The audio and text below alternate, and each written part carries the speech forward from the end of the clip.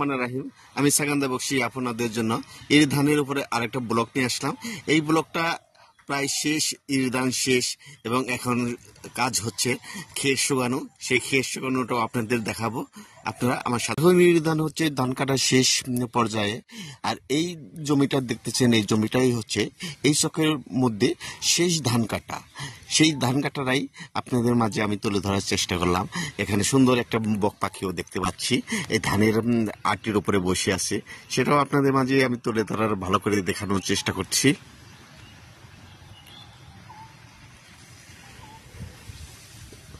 এই বক পাখিটা বিভিন্ন ধরনের ফড়িং খাচ্ছে, এবং যেহেতু বিলে এখন পানি নেই, বিভিন্ন প্রকারের মাছের যে মাছ, বগের যে মেন খাবার, সেই মাছগুলো নেই, তাই এই ধান ক্ষেত থেকে বিভিন্ন ধরনের ফড়িং পোকামাকড় খাচ্ছে।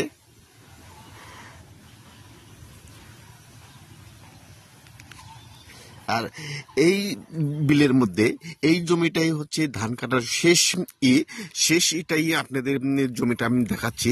এটাই হচ্ছে সবচেয়ে নামি জমি।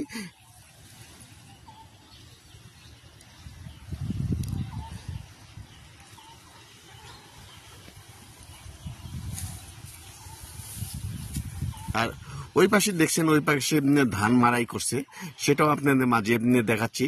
আর এই পাশে বিভিন্ন ক্ষের শুকানোর যে একটা, বিভিন্ন জমিতে ক্ষের যে শুকানো হয়, সেই ক্ষের শুকানোটা দেখা যাচ্ছে, এবং ক্ষের শুকানো হচ্ছে, এবং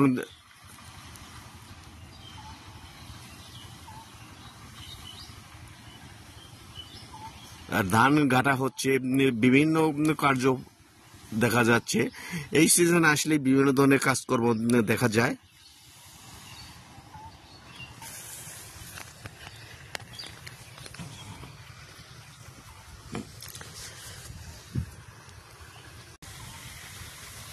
এই ধানগুলো, আটিগুলো শুকানো হয়ে গেছে। এখানে থেকে নিয়ে প্রসেস করে বাৎসরিক যে গরুর যে খেরগুলো চাহিদা, সেই চাহিদাগুলোই মেটানো হবে। বাৎসরিক খাবার মজুত করে রাখা হবে। আর এগুলো প্রস্তুত প্রণয়নে আসলে খুব অনেকটা কষ্টসাধ্য ব্যাপার। চাষাকে দেখতে পাচ্ছি, এই চাষা জমির খের শুকাচ্ছে, এবং খেরগুলো যে বাৎসরিক যে মজুত, সে মজুত করে রাখার জন্য খেরগুলো শুকানো হচ্ছে, এবং এখান থেকে খের নিয়ে বাড়িতে নিয়ে এবং সিস্টেম ওয়াইজ সে প্রসেস করে সারা বছরকে গরুকে খাওয়ানো যায়, সে প্রসেস করা হবে।